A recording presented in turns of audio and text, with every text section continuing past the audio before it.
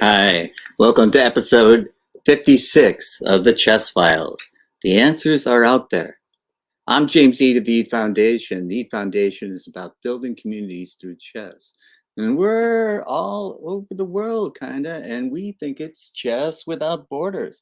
We don't care what country you're from, what language you speak. If you play chess, you're part of a chess community.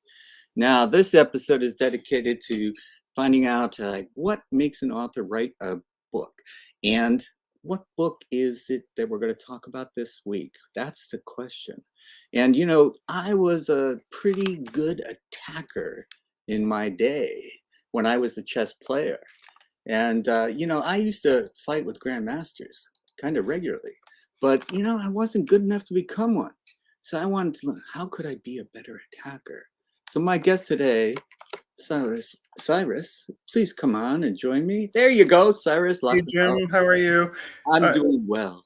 And I'm impressed by the photo, by the way, in the introduction, where like you were brave enough to show the long-haired nerd 70s nerd photos. I'm not that brave. Okay, like, yeah, I hide those. I pay money to people if they threaten to expose those. But you proudly, here you go.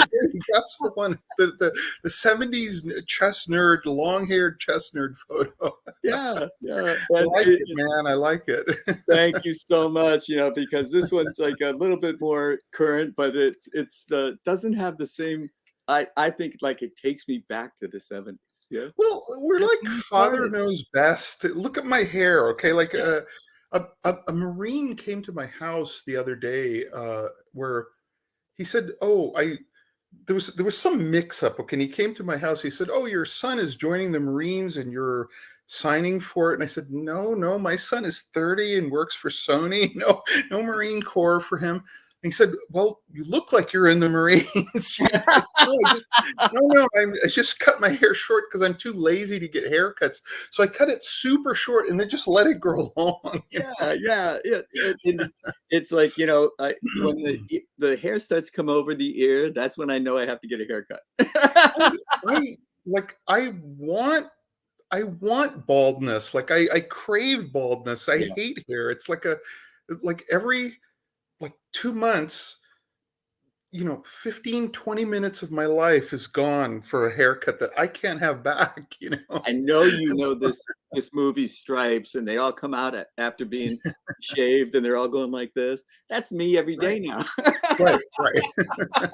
Involuntary almost. So Yeah. So, Cyrus, I wanted to ask you on to talk about your new book because it's a fascinating book to me. Would you hold it up to the screen oh for us? sure. I'm Yeah, however I hold it up, pretend I'm I'm a gonna mirror. watch this, okay? There you go. The greatest Okay. attacker in chess. Yeah. Rashid And Nijmedov. No, actually, they meant me, the greatest yeah, attacker. you It was a don't get mix. to It be was an a I am typo. without an ego. Actually, you know what? It's really not easy to go through life when you're an IM who attacks like at an 1100 level. I am the world's worst attacker, and so I'm the perfect guy to write this book because I need to learn. Yeah. So Well, it was actually the most fun I had writing a book. I think of all the books I've ever written, I think this one was the most fun. And I was really kind of shocked. I didn't know, like, I hadn't studied him deeply. I just kind of thought, I thought, like, the two Nijmedov books, I went online and I forgot what they were asking for them. I thought, I'd like to get some books on Nijmedov, and I looked, $400 for each book for the two books that are, like, what? Are you crazy? How the algorithm goes yeah, nuts yeah, when a book is out of print, and like, right. I'm not paying $400 for your Nijmedov books, and so that was when I actually decided I'd like to write a book on him. Yeah. But I saw that Agad Mater, Antonio Radic, the YouTuber. Uh-huh. Uh, all my students kept telling me about Nijmedov because Radic kept doing videos on Nijmedov games, and I I had only the vaguest understanding of Nezhmednov. I knew he was getting more and more popular only from posts on Facebook. Right. Like he was being mentioned more and more. And so I looked at his games and I went like, what the hell? It was like finding a new batch of like a hidden batch of tall games that you'd never seen. And not old tall, old semi-strategic tall. I'm talking about 1957 to 1960 tall, Right. like crazy, Batguana crazy tall, like where he just gives up anything for the initiative, right, or Yeah. attack. I mean, and so I thought this is cool, and I think he had an even score against world champions, and he was an IM, right? Yeah. So And this did he guy win he, a Soviet championship or something like that? Did he he win? won the Russian championship 5 times, Okay. like the or was it the Russian championship or Soviet championship? I don't know. It's Yeah. a bunch of letters. I forgot what it is. I can look it up in the intro, but I'm too lazy. But Yeah. anyway, I he don't have won the it like attention span. like a record 5 times, right? Like I mean, if you're gonna guess, oh, it's Botvinnik or Smyslov or Tal or Spassky. No, Nizhmednov, won it And more times that than any the other. people he was playing against were not your average A player. They were Oh just my God, no! It was just impossible to get a title in his they're day. I right. think that it was just literally impossible. I mentioned in the introduction that during this period of time, I forgot how many years, but I think only a period of like 3 or 4 years. Only three people became GMs, and one was like Spassky, one was Tall, and one was I forgot someone like that, Right. like crazy strong, like a Geller or something. Yeah, I don't know the names, but I know Spassky was one, and I know Tall was one. It's in the introduction, but Yeah. I don't actually pay attention to the stuff I write, so I don't remember. So Yeah. Wait till you have to do a second edition, then you have to read yeah, the yeah. notes. Oh my goodness, that. I wished I'll have wished I did my homework. Hey, I got you a picture of me when I was an attacker. Go for it. Oh my God, The white that is cape on the black dress. badass. Okay, there okay, I know two things already. One, there's no way you got a date in that time period. And two, you had one of those pocket protector things, I still had IBM cards that I could write notes on There is into my way, notebook. no way. You were like me. I mean, like completely dateless nerd. I'm positive of it. I don't believe you if you tell me you had a girlfriend at that period. I had a lot of girls, but that I went out with that were there to talk to me about their boyfriends. Oh yeah. Oh, I had those too. I call them not girlfriends, Yeah, where they're your friends, but they're not your girlfriend. right. Yeah. I had tons of those. I had tons of not girlfriends. Actual girlfriends. It was tumbleweeds. Oh, yeah, Like and what like who wouldn't want when you're in high school? Who wouldn't you want to go out with a guy like that? Huh? yeah. It would be tempting, man. It would Yeah. be tempting. Uh, I see that we live similar lives. well, were you part of the Fisher boom, Cyrus? No, I was before that. I was Before before, but I played chess for since '68. But 68. Yeah, I but was I 72. was a big Fisher fan, like early, and Yeah. I still remember the Fisher match. My father and I would go over the games of the match from the newspaper. Uh, some of you may know this, but there was no internet in like 1972 during the match. We're so spoiled now. Like everything is like instantly at our fingertips. Like I want to know the weather in Mongolia this day in 1945. Boom, there it is. Like what? you know, you Yeah, could we get had to this wait for Robert no Burns' column information. in the New York Times to come out before we saw the game score, Right, right, you and know? and I remember when Spassky played the Breyer variation of the Lopez, and he played Knight B8. My father, like immediately deduced that Spassky was afraid because he was retreating already for no reason. And even though I was like during the match, I was not quite 12 yet. I knew that was dumb. I sensed it was dumb, but I said, "But Dad, a world champion is retreating for no reason. There has to be a reason for the retreat, doesn't there?" No, he's just scared. There. That's the That's the only only reason. explanation. Yes, because go forward. That's the Faulkner kind of spirit that we thought was what made a man, Hemingway rather, that what made a man was you charge into danger, you don't retreat. That's right. Big Yeah, game hunting, yeah, was a good thing then. yeah. Now, And you get all these anger emojis for the big game hunters right there. We hate you. We unfriend you. I started playing because of Fisher in '72, because of that match, following it Okay. on Shelby Lyman's TV show. Can you Oh, believe I it? love that show. I Wasn't watched that it amazing? religiously. Yeah, I watched Shelby. Yeah. Yeah. And so shout out to Shelby wherever you are. And also, the thing about that, getting into chess at that age, we had to wait for an informant to come out before we could Right. be Right. booked up. Every And few months, a book would come And out. informants were like, they were like mazes, analytical mazes, like, oh, a Hubner game, Yeah, yeah. no, like Sub reams of variation had sub analysis, variations. and I don't have chess base. I can't even, I can't, like, I don't know how to go back to the main line, so. Yeah, I was publishing for a while and I wanted to get into ebook publishing. And I gave the programmer a Hubner game to be able to represent it on screen. And his software kept blowing up. Right, right. It's I just, should have stuck with Karpov games. Hubner is the ultimate academic where, like, his games, like, only 5 people in the world understand them. The rest just scratch their heads and go, "What?"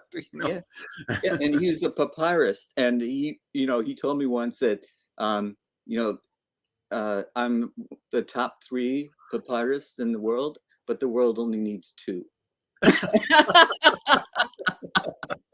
Yeah, he was a pleasure to get to know. I had him out in 1995 for Oh, the that's cool. Pan That's Pacific cool tournament. that you know him, yeah. Well, it was also my privilege to host him at my house and to find a hotel for him that was not Wow. Wow. downtown. So we drove in every day to Hmm. the tournament, and it was like one of those special. Just I had to have him because he was one of the best players in the West when the Soviets dominated Mhm. chess, Right. and he was also one of those people that had this nervous tendency towards nerves Right, right. and I and remember him. that's why he couldn't stay in the downtown hotel. There's too much noise for him. So I found a place for him. But it was like somebody I could relate to, you know, Huh. just had that, like had a real talent, an incredible talent, but was just, that was one thing that kept him from the very top. But he still competed Well at such a high level. well, I mean, look, if you're ranked in the top 10 in the world and have a PhD, you're pretty smart, Yeah. okay? Like, you're like, it's one or the other, okay? You don't get to do both, but he did both, okay? Like, I mean, And one of that's the crazy. gifts I mean, getting to know him, one of the gifts was, he looked at my bookshelves and he said, I'm taking you book shopping. This is what you need. You need to buy this, this, this. And he said, no, not that translation, this translation. hmm, hmm, was, wow. he was an amazing person to get to know. It was really a Yeah, real, I mean, a guy like that has to have an IQ that's through the ceiling. I mean, like, I mean, way higher than my 80 IQ. I know that, okay? So speaking of attacking IQs, where would you put your subject of your latest book? And is it out? Is it published? Because I just got it corrected that I said something was published and it wasn't yet published. Well, it's not out in the US, but it's out in Europe, which Okay. they always do. I mean, it always happens. Now, do you mean for the reader? Like, what target range for the reader? Well, yeah, that's a great question. It wasn't the one I asked, but that's a better one. Oh, oh, okay. Yeah. It's really for I think anyone who's 1700 to world champion can read it, right? I mean, it's like, you're like, I'm not the guy you buy the book for. It's the games themselves, right? And basically, I tried to make it like a tactics trainer, or like an attacking planning trainer, where I used a lot of excerpts. I didn't do all full games, and just I wanted it to be like a tactical exercise book as well as a book on Nizhmedinov. Um, it, the strange thing is, how the hell can a guy that strong be an IM? Like, ridiculous. Like, where he was, there's at least 2 wins in the book against Spassky. He a billion wins against Tal. Tal played him the worst possible way. I'm Mikhail Tal. Nobody can match me tactically. No, there's one guy. Yeah. Don't play that way against him. Yeah, He it's so interesting, but partly was to get out of the Soviet Union in order to get a norm, you have to have multiple federations, and so like a Right. Russian championship would only be There were Russian. no norm tournaments in the Soviet Union at the time, and he got his IM title with one tournament win. He won a GM tournament in I think Romania, Bucharest, or something A in the country you could go to, right? early 50s or something. And you know, uh, I remember he won this incredible game against. I guess he was posthumously changed to GM. Then IM Pauli, but he won this monster attacking game against him in that one. That's in the book. That's one of the best games in the book. Yeah, that he's pretty famous for that game. I think that's one of the games that gets published a lot, or is that just one? Yeah, there's one where he sacrifices his queen for 2 pieces. Just no compensation except 2 pieces and piece activity. Right. And the guy just could not handle it. He's one of the greatest initiative players of all time. And I think there's like about 100 and it's about 117 games. Yeah, like in that range, I think. Yeah. But yeah, 117 games, and I don't remember a single game. I may be wrong, but I don't remember a single game where he defended against a threat. I mean, think about that. I'm talking about if there was a mate in one, he'd defend it. But I mean, if there was like a pawn, you can forget it. He's not going to defend that. Okay, Go all ahead, these, take it, and please. how, there's in chess, there's static values and dynamic values. Okay, like Right. strategists like me, we tend to weight static advantages more, like pawn structure. I have the bishop pair, stuff that you can bank, money in the bank, money for my More retirement. permanent advantages. Pardon That's me. what more permanent advantages. Like Yeah, that's what Mariana. money in the bank, but like dynamic advantages are initiative, attack, tactical possibilities, like Team safety.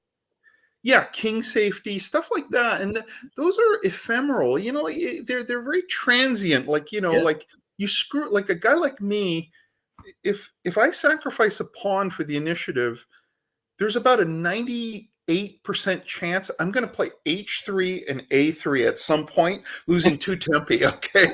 Oh, like I'm worried about a potential pin. Yes. Don't develop. Happen. Don't lose to each other. So guys like me, like we're so wired to structure and safety that it's very hard to switch over. Well, The only really nice attacks I've ever played in my life are in must-win situations. I remember I had to beat Igor Ivanov one game. great Um, player. yeah, he's a candidate for greatest IM of all time, but I think he's number 2 behind Nizhmedinov. He wasn't as strong as No, Nizhmedinov. I would agree, but who am I to say? But Well, no, wait, I'm number 1. He's yeah, number 3. No, I'm way down there. Anyway, you're just going to get 50 comments from my M's everywhere. But I remember like I had to beat Akobian like Another in the great final player. round of the state championship, like, like gulp a GM, and like I have to beat the GM, and he's playing for a draw, like he wants a draw Right? to seal clear first, and I went after him, but the only times I can attack is when I have nothing to lose, where I just go for it. Another time was I attacked like a maniac, was in a game against Jay Whitehead, who was like 2,600 in 1987. That's a monster rating then with the Yes. inflation, I mean. Yeah, no World But Junior. Yeah, yeah. yeah, I sacrificed like two exchanges completely unsoundly and went after his king, and won in time pressure, because I had to win the National Open then. And Right. we just bought a house which we couldn't afford, so I said, "Oh, no problem. I'll just win the National Open. And then everything will be fine." You know? That was my plan. Well, at the National Open, my goal was to get behind the ropes twice. It was like, you could do it once. Right. Good. Twice means you're having a really good tournament. Right. And I was playing Walter Brown. I can remember this clearly because you're speaking about the initiative. And I was white. He's playing a Sicilian. So I sacked a pawn for the initiative because the position was static, and I knew he was going to beat me if I didn't have the Right. initiative. Right. I sacked a pawn, and 5 moves later, the position was equal, except he had an extra pawn. I had no initiative, so I threw another one at him. And 5 moves later, I had no initiative, and he had 2 pawns. So, this initiative thing, maybe it's not for me. Maybe you need to be in the Schmednuff. There's somebody that's really an attacker, because I really, in my youth, I thought I was an attacker. And then I got, the only games I understood were like Karpovs or Isarowans, where people were. No, I did not ever have that illusion. I never had that illusion. Like the first guy I was crazy about was Capablanca. I want to play like that. And then I Yes. saw Ulf Andersson's games in the early 80s. I want to play like that. I played his repertoire, Yes. like get queens off as quickly as possible. Right. Then I can't hang a queen unless I promote to a new queen and then hang that one. So. No, I made that transition because I think it was delusional on my part when I was young, thinking that I was a great Oh attacker. no, I was like a strange kid. Like I was really good in quiet positions and end games, and hopeless in complications, and like anything with. As soon as queens went You off were the a board, strange like, kid. well, okay, I could match you, strange to strange. I promise I was. I don't think you had a higher strangeness rating than me, Okay. but no, I played like an old man when I was like 9. I never went through that. Let's play the Evans Gambit and let's play King's Gambit. I always consider them, like con artists and people who don't want to work for a living. Like you're lazy. You just want to cheapo your opponent. You don't want to build your position. That's what I said about Sicilian players. The worst that can happen to you is you be on the wrong side of a diagram with white to play and win. That was, you be a French player, you know what suffering is. Yes, I was like the only kid in the history of the world that played French at like age 9. Like I was like what kid is good in closed positions? I was. Yes. Like, I was really good in closed positions, but horrible the minute the game opened up, which usually kids are geniuses in open positions. I was hopeless. Like, why? I would play H3 and A3 is why in open positions when I should have been going after the king. Right. Yeah, and if you put your bishop on C4, it was like foreign to me. It was like, it was like, you're attacking it. So I could play D5. Well, bishops on C4 are fine if you're playing Count Isward or someone, but if you're playing a normal player like, Bishop C4, E6, I'm sorry, D5 is next, you lose a tempo. Exactly. Oh. But, and like I say, I started playing in 72 when I was 15. So you starting in 68 at 9, we're about the same age. And, the idea of starting at 15 now is just a foreign concept. Oh, forget it. You're like an old man. You should be a GM now by 15 or else you're done. You're washed up. You got 12-year-olds now going. I know, Okay. I know, it's incredible, but it's a different world, you know. Like we would have been like, our minds would have been very different, like if we had databases and Right. engines. And no, I mean, like I was in this backwater called Montreal. You may not have heard of that city, Montreal, but It's around it's Quebec backwater. someplace. Yeah, but I remember the backwater part was not Montreal, but the fact that I lived in the bloody suburbs and I had to first walk a mile and a half, take a bus, 45 And it was minutes. snowing. Don't forget, it was snowing It when you were. was snowing. It was, even in summer. Anyway, and then I had to take a freaking metro, and then I had to walk to the freaking Alcan Chess Club in the En Passant Cafe, and it was like a bloody ordeal, you know. And then like my parents like wanted to disown me because I would play in these blitz tournaments on Friday night, which ended around like midnight or Right. 12:30, Yeah. and the metro closed down, so, and the buses closed down. Yeah. So there was no way I could get home. It might have been 1 o'clock. Like after one, the And you're buses calling shut your down. folks? Yeah. No, they would just know the time, and there was no such thing as a cell phone then, and I don't Right. think the club had a payphone even. You know, They did we at lived the in, Capablanca Club, but the Alcan they Club. would send They're like like carrier pigeon, you know, like with no, smoke but they would signals. just show up at 1 o'clock and like, you know, they I would like glare at me. I remember right. whichever parent picked me up, they'd glare at me. Can't you just be a normal kid and, you know, play baseball during the Yeah. daytime? You know, like, you But might get a date then too, you know, like. that does take me back. You know, my dad took me to one tournament. Oh, One. that's it. Oh my God. My parents, like, they were like my indentured servants. They would shuffle me all over the place. And like, you know, even on a weekend tournament, like, you know, they drop me in the morning. It's a long ride. I mean, it was like, you know, it took, even by car, it took a half hour to get to the tournament, find parking and, you know, Yeah. but they would drop me in the morning, go home, come back, you know, after the round, and you know these tournaments, like second round starts at 6, 40 moves in 2.5 hours, and 20 moves per hour after that. Yeah. So it's like they're picking me up again super late, you know. Yeah. And none of this increments and sudden death kind of stuff. You know, Armageddon type thing. You know, we had to play until the game was over. Right, right. Well, there were adjournments in club matches, but not in Oh, okay. tournaments. Right, Right. right. Right. Yeah, but my dad got so sick of it, he started playing in tournaments with me, you know. But he stopped the instant I could beat him, though. The instant I got better, that was it. I'm too busy for chess. Mine Sorry. too.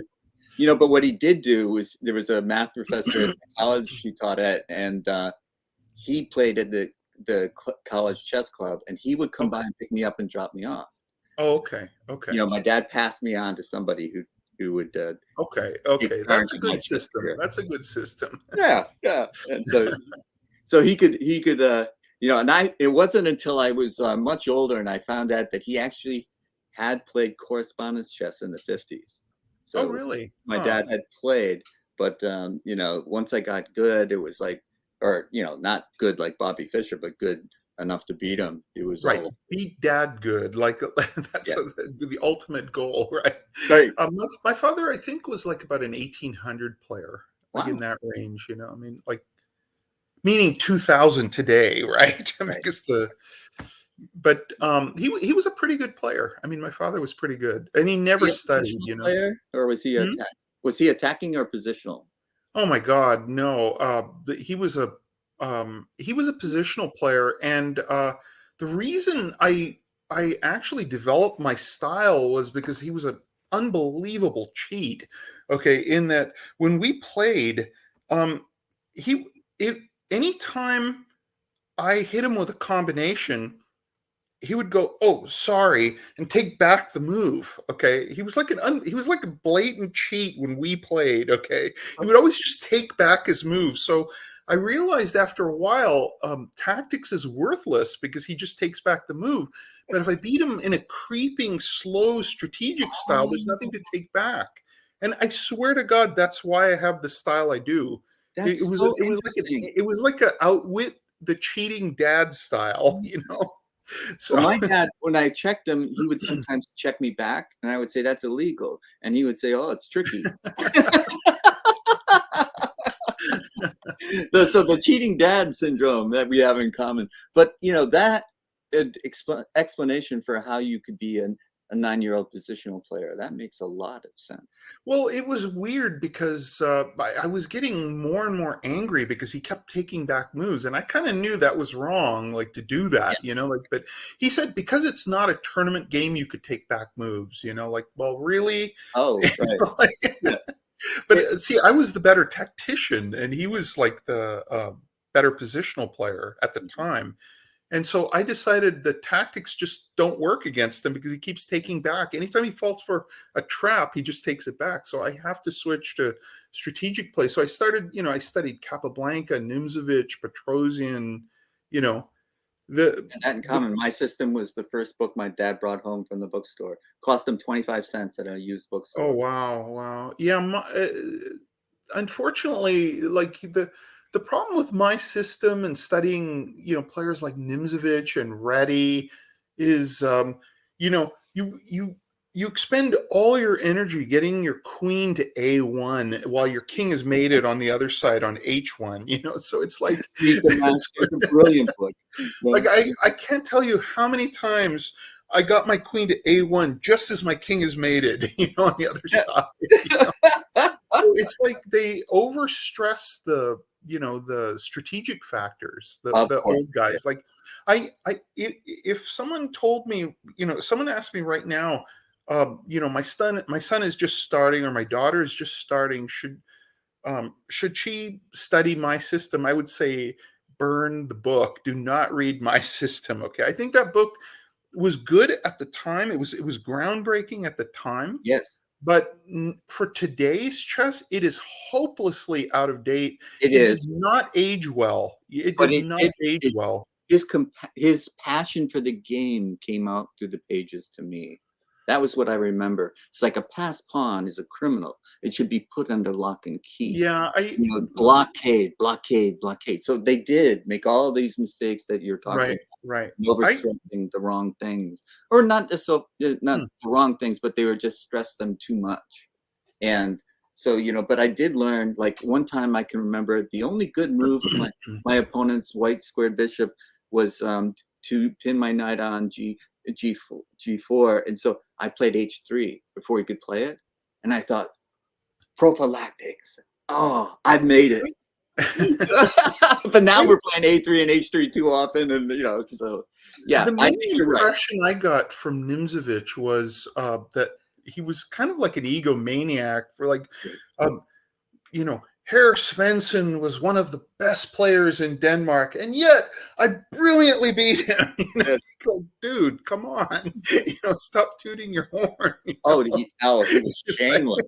Yeah, but he must have been faced with so much negativity because his principles were just, guys like Capablanca, for example, would say those moves are ugly.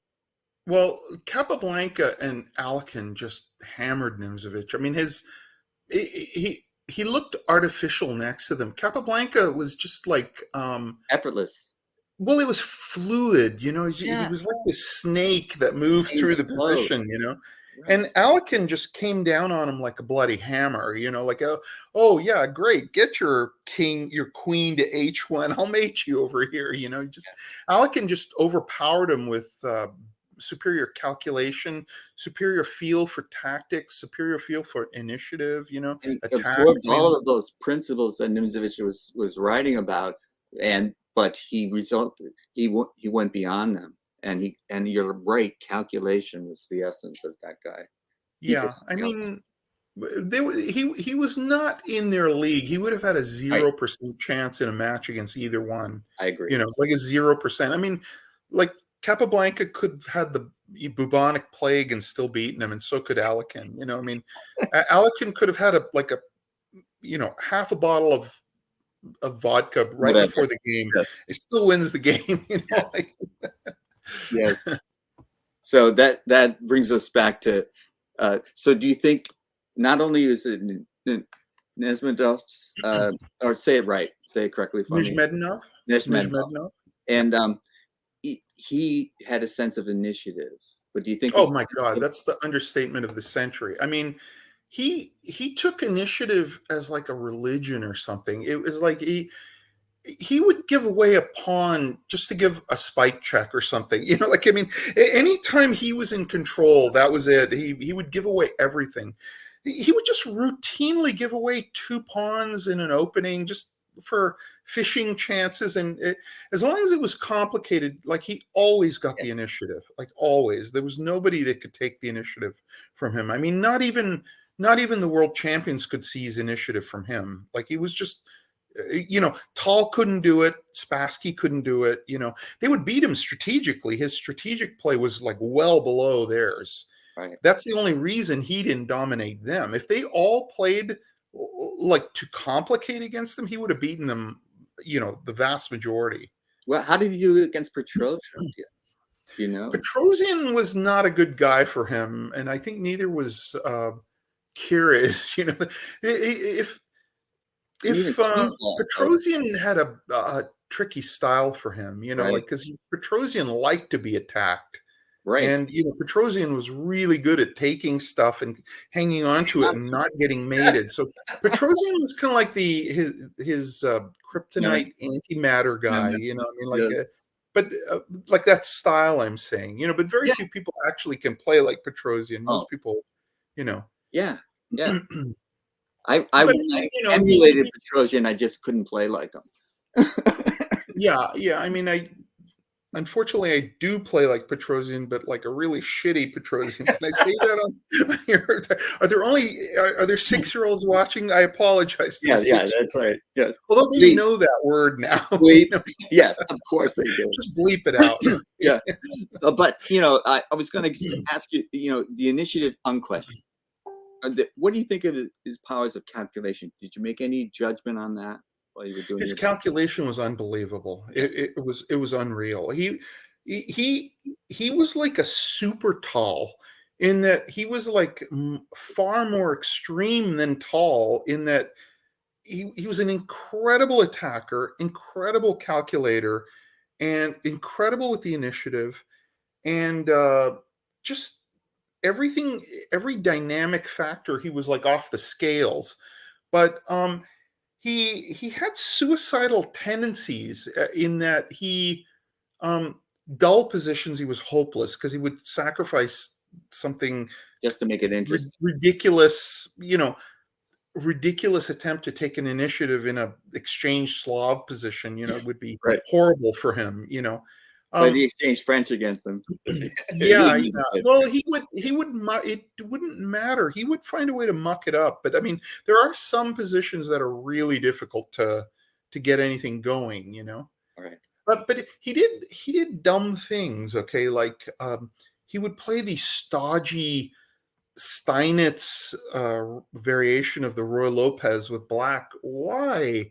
Why the hell aren't you playing a Sicilian? Like, why aren't you playing like a Nador for a dragon? Oh my God, he would have been a monster on the black side of a dragon, especially before computers, where they worked out everything. But he didn't play. His openings didn't match. He would often play anti-Sicilian with white. Really, the greatest attacker maybe of all time playing anti-Sicilian? You don't want to play d4 and get a sharper position, Right. The game against Paoli was a open Sicilian, like he beat Tall in a few open Sicilians, but he played both. But, why are you playing dull stuff? He was nervous in the opening because he didn't study as much as he should have. He was just a pure natural. He was really the Queen's Gambit guy. I mean, he was Beth Harmon. He grew up in an orphanage, and the way he discovered chess was more dramatic than Mr. Scheibel, the janitor, teaching chess. What happened was he found a page of a chess magazine on the ground, and he picked it up, and it was it was not in his language. I think he spoke like Tartar, if that's a language, I don't know, but it was in Russian. Yeah. And he was just mesmerized by the board, and he was obsessed with learning, and he did everything he could from that point on to learn about chess. And he was like instantly better than everyone. Like, He was one of the greatest natural talents of all time. Okay, he This is was. interesting. So would you think that it's a visualization? Like that was the attraction? Yeah, Visualize? his powers of visualization were like again off the charts. I mean, compared to Really most people, he could calculate deep lines, and he saw tactics way in the future into these lines. It's just he's a great guy to study for guys like me, okay, who play H3 and A3 and move our queens to A1. You know, those guys would benefit the most from study. In fact, I have my students like study sharp players who tend to be too stodgy and underestimate initiative and basically all the stuff I do, you know, like, Mhm. but you know, the student that you know like backs off instantly if you make a threat, they immediately defend it rather than look for a counterattack. Those guys need to study Tal. They need to study Nizhmedinov and other, you know, like I remember I got stronger by studying Nigel Short's games. I Interesting. remember in the 1990s, I remember I had a jump when I studied his games because he has an incredible feel for the initiative. And he would play stodgy openings like Queen's Gambit declined with black, but somehow he'd get the initiative, you know? That's And the first time I've ever heard anyone say that, and that's really interesting. I'm going to go back and look at some games. yeah, But his in his prime, he was just a monster with the initiative. I don't think even in the Kasparov match, Kasparov had trouble taking the initiative from him. You know, I mean, he outplayed him strategically more than anything in that match. You know, really fascinating. he I and one game he just like won on time in an equal position. I think that was the first game of the match, which was like a gift, you know. I mean, That- Kasparov was a stronger player, but he wasn't as strong as the score would indicate. I mean, Short was a really great player in the early 90s. He was really, you know, he could have been world. I mean, he had a shot at being world champion if Yeah, he would have been world champion if Karpov and Kasparov had died in the crib of crib death, he might have been world champion, you know. yeah. So, But there's of that era that the player that I really admired was Sarawan, and oh my not God, guessing, Sarawan. but he had this sense of like if you offered him a pawn, he would take it and he would keep it. But he did have that sense of initiative as well. He had kind of this balance. Sarawan was like a revelation when I met him. We were both child prodigies. He was like we were both like 14 or 15 when I met him, and he was about 2450, and I was close behind at 1750.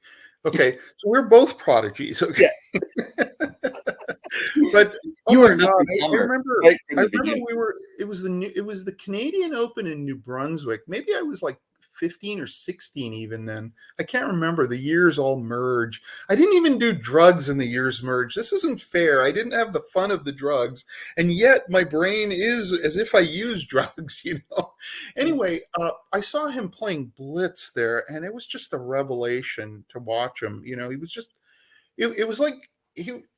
It, his wins just came so easily, like just boom, you know, like his position got better and better, boom, resigns, you know. Yeah, And he was masters were lining up to play him, and I was just watching him, and I was going, holy crap, you know. yeah. Plus, he Yeah. had this massive afro, which I thought was really badass. Like he had an afro that matched Link from Mod Squad. I mean, that level of afro. I was Okay? more Pete. You have to be about 80 years old to know that reference. Like, Reference, yes. I got it right away. if you're below 80, you won't know who Link from the Mod Squad is. Okay, Google it. Okay, Google Link from the Mod Squad. You're cracking me up. That's right. That's what you young folks would do. Google it. But I think I grew up I started playing chess when I was in the western part of Massachusetts in the Berkshire Uh-huh. County, and it's like 3.5, 4 hour drive to New York City or to Boston. So there Uh-huh. weren't any players. But first time I went to New York City, I thought I was a badass until I went to New York City for the first time.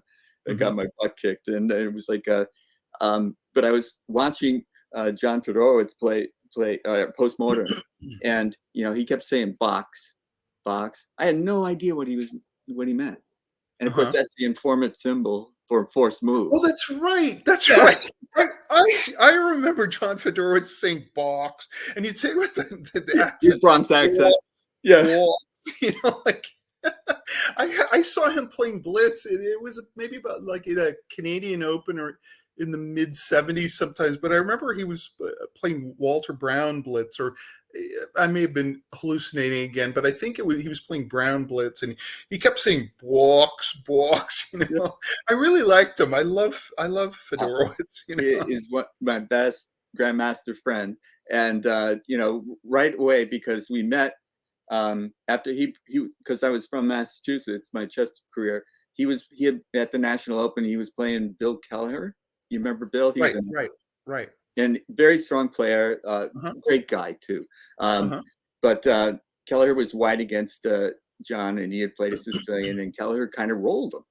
And so I am at the bar, and John comes in and sits down one stool away, kind of nice, and so I look at him, and I know he's got kind of a reputation for being ready to fight, and but he's also got a reputation for having a good sense of humor. So I figured this is going to go one way or the other. Either way, it'll make a good story. So I leaned over, hey John, nice opening, and he looks like he's going to punch me, and then he insults me worse. And then I look like, he says, I think you're going to cry. I start laughing, and he starts laughing. And we became best buddies, but we bonded over initial insult. But either way, I thought it was going to be a good story. John punched me out at the National Open. But who says that to a grandmaster? Hey, nice opening, when he gets beat. No, I wouldn't have the nerve. Also, I was a little bit hurt because I realized that my nerd credentials are actually higher than yours, because when you said go into a bar, no way. I'm not going to lose one brain cell with alcohol. I renounce alcohol. Like, the last time I had a drink was 1998. No kidding. Yeah, and it's not because I was an alcoholic and gave up. No, I have so few brain cells. I cannot afford even the loss of. I can't afford to drink a near beer. That 1% alcohol, I'm worried it'll take out one brain cell, and that'll be the one where I miss the combination. Yeah. So, well, my last drink was in 2016, and it was because of age. I just can't do it anymore.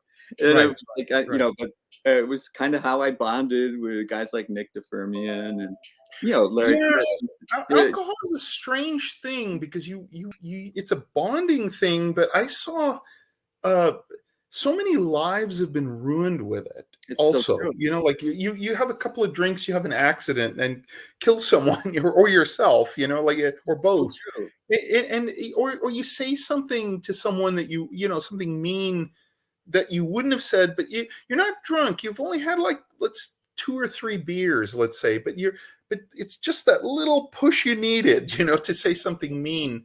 I like the idea of being completely in charge of my actions. I don't want the alcohol being in charge of my actions. But of course, this pushes my nerdhood levels so much past yours. Yes, because I agree. I agree, because that was what helped me get a date. I did get a date. Oh shit! I mean, no, sorry. Once again, 6-year-old. I was jealous. I was Not jealous. In high school. It was in college, but 6-year-old watching. I cursed again, and I was jealous of Jim when he said he got a date. I didn't get a date. It was a mistake. He can bleep it out later. Yeah, sorry. Yeah. It's okay. Post-production is what it's called. But I think that the idea of needing a foreign substance to get up the courage to ask a girl out, was the first sign that I really didn't have my act together. because Well, I it's should have not given about in an to my act nerd. together.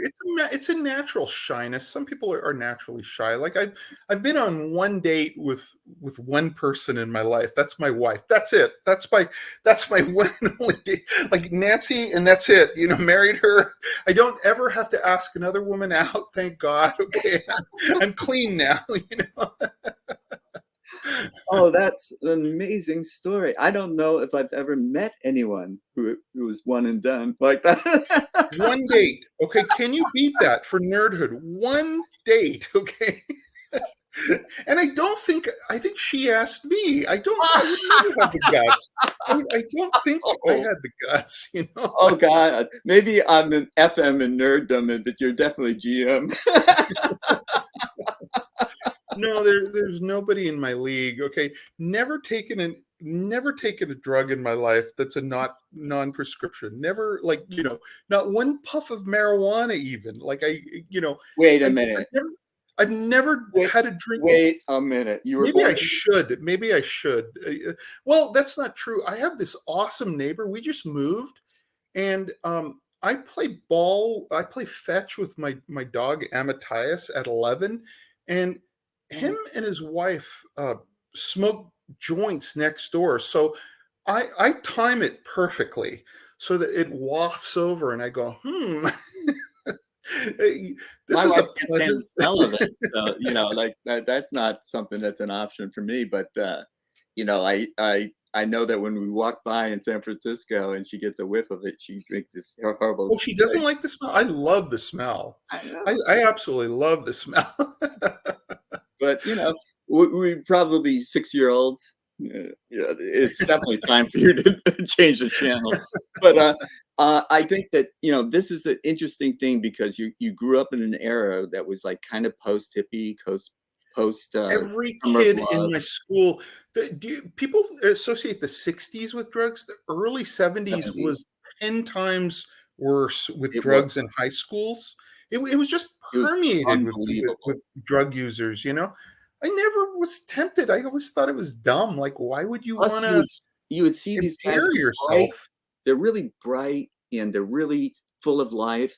And then you would see them a year later, and they're just And burned they're out. just the complete burned out messes. Yeah, yeah. But I mean, people that smoke a joint a day don't Yeah, aren't burned out messes. I'm no. talking about heroin users, in those days. But I was just never tempted with anything. I was offered all the time. It's like, no, thanks. Like, and I never got peer pressure since I had no friends. I was so nerdy. I was too nerdy for the nerds, and so I was ostracized by the nerds, and so. Yeah, they don't want to be guilty by association with you. Well, you may or may not know this, but I'm on the spectrum, like autism spectrum. So even even the nerds like thought this guy is really weird, like in high school. And so it was like I was just like adrift alone, walking the Yeah. halls. Well, You know? we're all on the spectrum, but I hear you that is a definite problem for socialization skills. They don't come It easy. was major because you're terrified of meeting new people. I still am. I still Yeah. am. When I get a new student, it's a terrifying thing, if I accept the student. I solve the problem quite easily by never taking students that I don't know previously, or I take them if I really like them, like if I sense that I like them. But if I get any sense that, that I don't super like this person, oh, sorry, no can do, you know.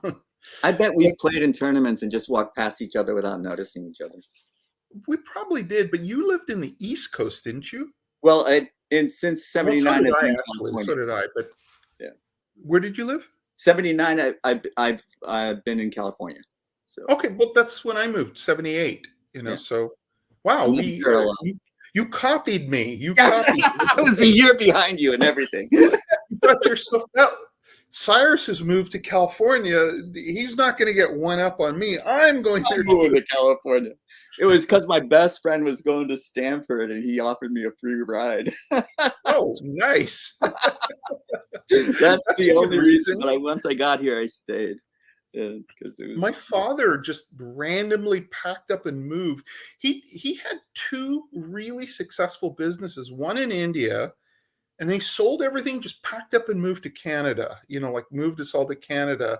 And then he had a really successful business in Montreal, and then he just did the same damn thing and came here and started another business, and And here at San Diego now, right? yeah, in San Diego. And So for you like, East Coast people, California is a big state. So if you're in Northern California right. and another guy's in San Diego, Oh, you'll never see the guy ever. It's like a different country. But the problem with California, it's a beautiful state. I mean, it's a really, and San Diego especially is a beautiful place to live. yes, And I'm not whining, but you do have to be an oligarch to live here. Okay, like, I mean, it's like, if you talk do, about Silicon Valley.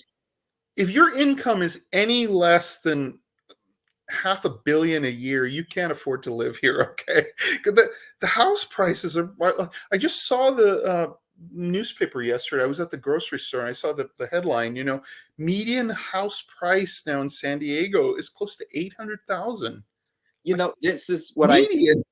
I'm talking about the bad areas included, like the crappy areas. Like, yeah. that's the median price 800 almost. I live in the heart of Silicon Valley, and in 1995, my wife and I were moving from San Francisco down to Menlo Park, and I thought I thought there was at least one too many zeros at the asking prices. Yeah, Because it's insane. I mean, it just numbed me. I couldn't not right, read the right, number.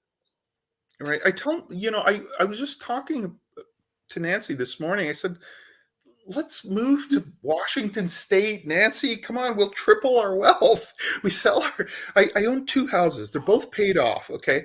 Yeah. I sell those or I rent those out for monster rent, right? Compared to other states. Yeah, I move to another state, any state that's not California or New York, and right. we're good. Like, In the but I see, had this all our family is here. All our Oh, family is here. man, So our lives are parallel because that's it. My wife was born in Hollister, California. She's a California girl. All her right, family is here. I right, brought right. this subject up because financially it's a slam dunk argument, I think. But she's not going to move. No, we're doomed to die poor oligarchs in in California. It's sad. It's really sad. We could be oligarchs, like real oligarchs, if we just moved anywhere else. But I hope. no, we have to live in this freaking state where, you know, like any like oh, you poor guy. Like if you make 100,000 a year in San Diego, like How are you you going are to buy a home? poor.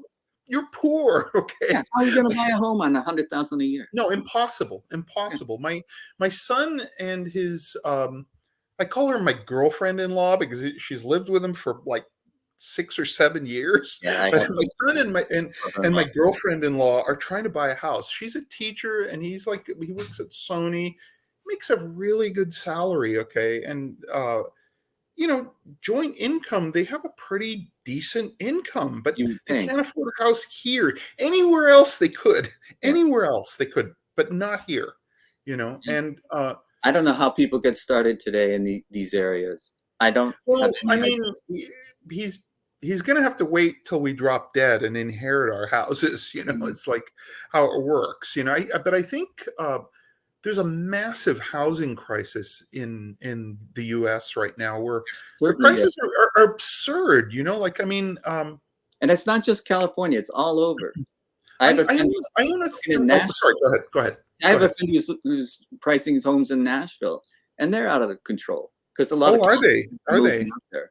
But there's Huh. a lot of uh, like homelessness is exponentially increased. It's crazy because you have to have an incredible income just to live here. Why are they here? I mean, why don't you move to a state where you're not homeless? I don't get it. Maybe It's weather. I don't know. it's But always sunny in California. That's what they but hear when they come here. yeah, yeah. But see, the house we own that we're renting out right now, we're not getting that much because we're helping out this refugee family, so we're cutting the rent. Like they're Syrian refugees, but the Zillow, it's a 3-bedroom. The Zillow suggested rental is $3,200 a month. Who the hell has that much to pay for your rent? That's no equity in the house when you pay $3,200 a month, right? That's crazy, Yeah, you know?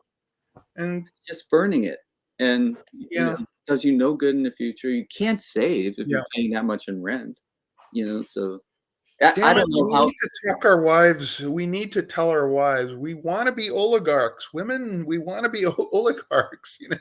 Stop placing me in poverty here. Yeah, it's like, I always say, living in Silicon Valley, I don't feel rich. I don't No, feel we're not rich. We're not we're not. rich because we live in a place where like a burger is $7, Yeah, right? So yeah. you're not rich. It's The just like cost if of you move living somewhere here else, is enormous. you're very comfortable if you move anywhere else, okay? But here, forget it. So Yeah, and I just sorry that we got onto what to me is a much more fascinating topic than your latest book. But tell me a little bit more about your latest book. Sounds fascinating to me, so I didn't mean to give you a left-handed compliment there. But I was wondering, like, yeah, yeah, yeah. but What a nice thing to say. your But book isn't that interesting. So I'm really glad we veered away from yeah. your book, which isn't Okay, interesting. enough about your dumb book, Cyrus. I wanted to get back to, like, you told me a little bit. That's my dog. It's Oh, giving me a let's little love hello. here.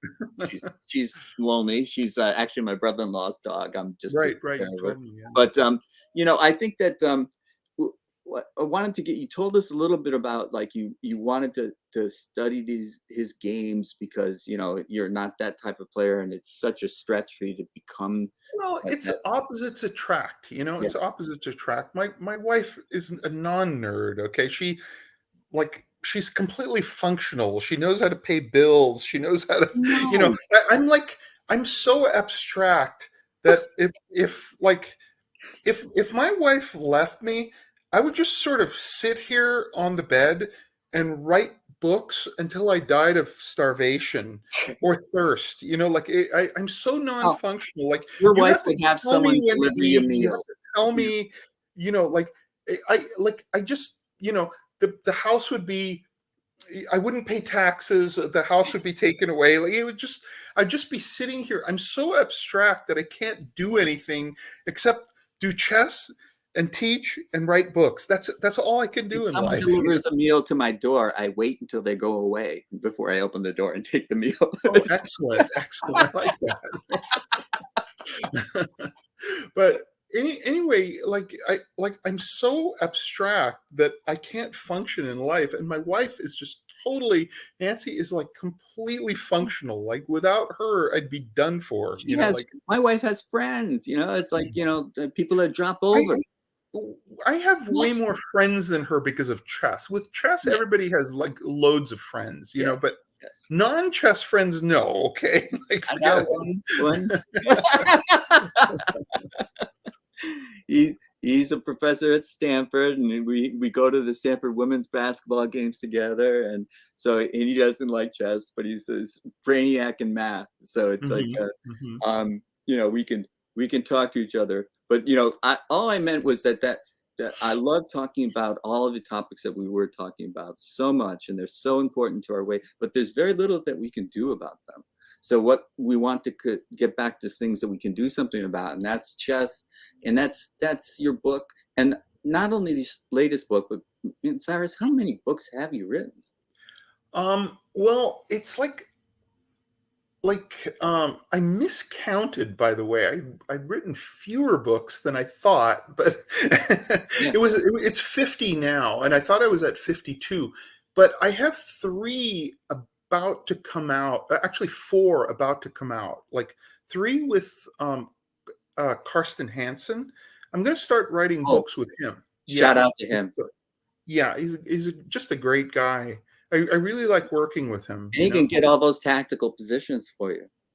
He's Yeah, he amazing. can cover it. No, unfortunately, he plays just like me. We're hopeless. Don't buy our books, okay? If you want to learn tactics. No, I shouldn't be saying that. Yeah, Please ignore my last statement. he Okay. finds a lot of tactics. I've seen him post tactics, and it's like, Yeah, I wow, post tactics every day. I mean, because my that's true too. computer. You do Yeah, I on mean, I post Facebook like studies, end game studies. studies, Yes, and mates in two and I like the combinations. ones that I can solve.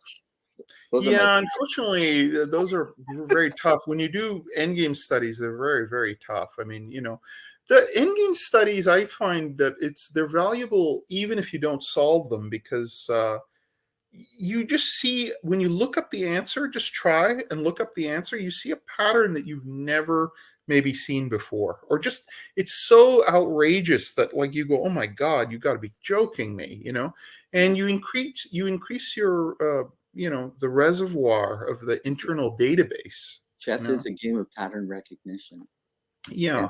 and that and this is like, okay, we're talking tactics, and we're talking about one of the greatest attackers of all time, Hmm. but Capablanca told you to study the end games, and it was like, the end games teach you patterns of how the pieces are powers of the pieces. I learned because the The end bishop game is e9 good. It's does good what? Yeah, advice, but people don't follow it. no, not at all. The end game books don't sell. The opening books do. Right. Only opening books sell, and tactics books, and but Yeah, player books sell, thank God. But yeah. but I remember Spassky was once asked, like, Capablanca said that you should study the end game first, and he said, good advice. And then they said, did you do that when you first started chess? He said, of course not. Yeah. But I made a Spassky serious. was the coolest guy I ever interviewed. Like, I interviewed him when I worked for Copley News Service for I had a syndicated chess column in the 80s and early 90s. And then I threw a massive tantrum. I'm the only guy ever to like throw away a syndicated column, because what happened was, in the early 90s, newspapers were all collapsing because of the internet, right? Right. And they were blackmailing everyone, and the San Diego Union and Tribune were merging, the same company, but Yeah. evening paper and morning paper merged. And they were basically blackmailing everyone, where they were saying, oh, gee, we got to cut your salary 30%, or, plus they had a lot of layoffs when Sure. the ones they didn't want to lay off, they wanted to cut the salary. And they were paying me crap for I mean, Yeah. decent, but crap compared to what they were making on my syndicated column. You've It really wasn't, cleaned up your language, Cyrus, during this pardon interview. me. You've cleaned up Oh your. yeah, yeah. Okay, that's number three. I'm a 6-year-old who's watching this. First of all, why are you Are you watching this? Why watching aren't this? you watching Sesame Street? Wouldn't you be better off there? Secondly, sorry about that. Crap. Crap's Crap okay. is a synonym for Yeah. darn. It's I meant darn, okay, Darn. not the other thing that's used for crap. Okay. Gosh darn. Anyway, anyway, like, they were making a ton of money. I was in 300 newspapers, and they said, "Oh, we're going to have to cut your salary for that in half." And I said, "No, you're not." And they said, "You don't have a choice." And I said, "Oh, I do have a choice, Yeah. But this was a self-destructive thing, probably, but it would have driven me nuts to be cheated like that. And so it would have just gnawed on me. I actually said okay, and then a week later I said, when I said okay, I take that back. Uh-huh. I said no. So I lost the syndicated column because I refused to cut the salary, because I knew they were making a ton of money, Well, for it. that was the thing, is that, this is the classic capitalism issue. It's the people at the top are making millions, and the people at the bottom billions. Sorry, the millions is out of date, but yeah, I yeah, do like. I caught the little finger, the yeah. Doctor Evil thing. I liked it. In case anyone missed it, I totally caught the Doctor Evil reference. But you did it all wrong. You should have said they make $1 million. You didn't do it right. He didn't say. He never said millions plural. That's right. we've obviously watched the same movies too. But I'm running out of time, Cyrus. But so we told the kids what to do, and they won't do it. We know it. And it's important to study endings, but yeah, you're going to focus on openings. Okay, everybody does. But read this book by this guy, the greatest attacker of all I think that it's not just this guy, and any time. player book is very valuable because first of all, you need to see how great player. You need to see the evolution of chess. It's just a weird thing to me that the young players, you say Larson, they go who, or Korchnoi who, Fischer who, really Fischer who, like it's like anyway, like they just don't have any sense of chess history, and to me, it's like you're going in for your first piano lesson and the teacher wants to teach you the scales and you go, no, I demand to play Chopin's Piano Concerto No. 1 in something minor, like, no, you're not ready for that yet, like, okay, then the Tchaikovsky, okay, I'm going with the Tchaikovsky. No, you're not ready for that either. Yeah. Just play the freaking scales, Well, that Fischer guy that nobody's heard of nowadays, that Fischer guy liked to study Steinitzian games because Steinitz gave him ideas that he didn't have by himself. And he Steinitz is the most underrated world champion of all time. And I think he is actually a candidate for greatest player of all time, believe it or not. And nobody will agree with me. I saw you nodding your head. Do I have one guy agree with me? Well, no, wow. I think he's totally underestimated and not he's grossly underestimated. Ever in that discussion of greatest player of all time. But he does make my top 10 list in Chess for Dummies. Easily top 10. Easily. Hey, I like that little plug you get. that was nice, Jim. Thank you. I'm starting my own show and well, tell me about your book on Capablanca.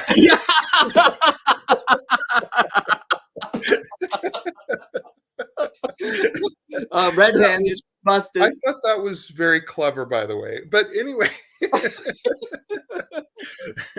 it gives you a sense of place and a sense of evolution of one idea leading to the other. They're like little automatons now. I mean, they're incredibly good at tactics, incredibly good calculators, the prodigies right now. But I think they could be even stronger, is what I'm saying. Like Carlsen is the one guy in his age group that has actually done a deep study of the old players, the old guard. Why is he number one? It probably isn't that, but maybe it contributed a little bit. I think it gives you a greater sense of whole for chess. Yeah. There's just something is missing when people don't study chess history.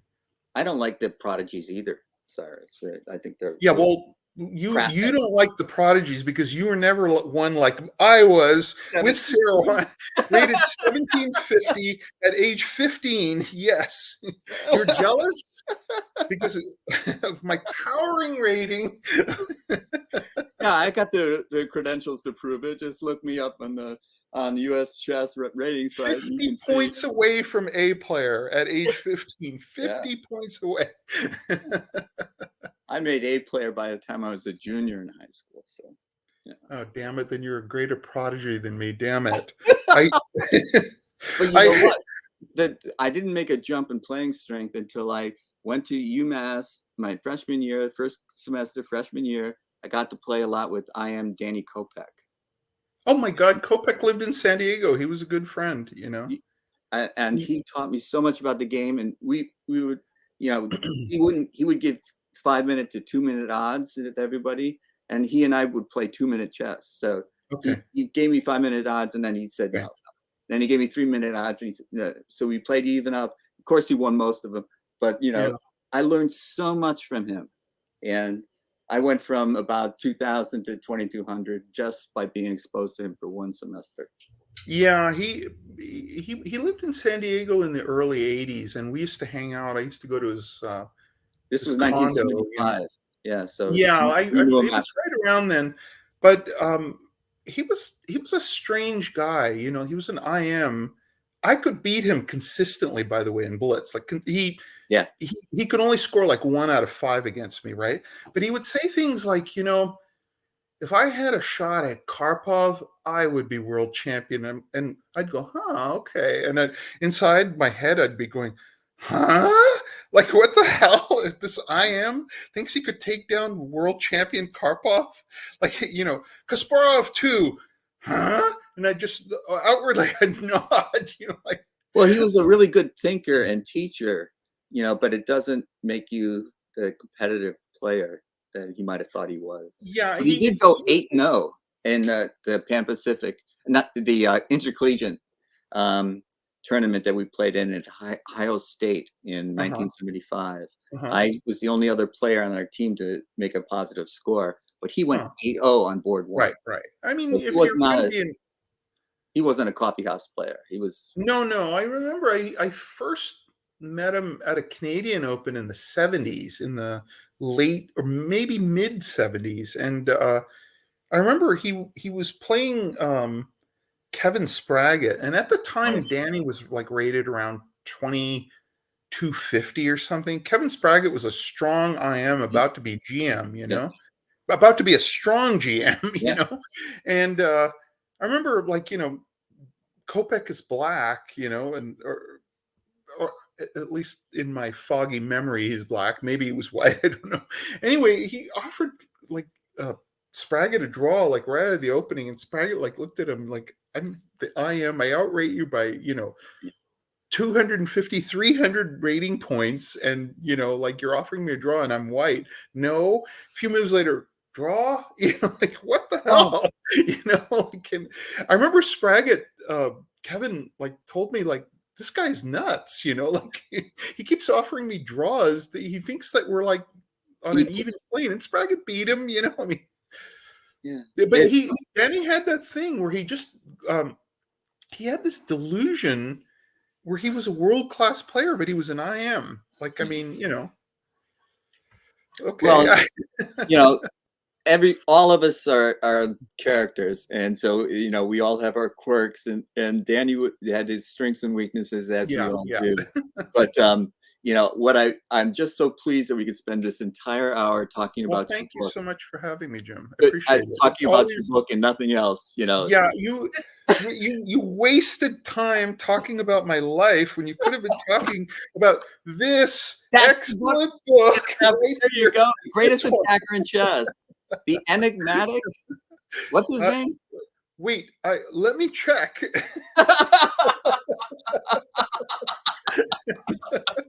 When you have your own show, you're going to be brilliant. I am. You will be my first guest, and we will cover your Chess for Dummies. But there may be. Oh, thank you for mentioning that. Man, I set you. I should be a straight man for a comedy. Yes, I set you up for that. I totally set you up for that. What was it, Bud Abbott and Lou Costello? Yeah.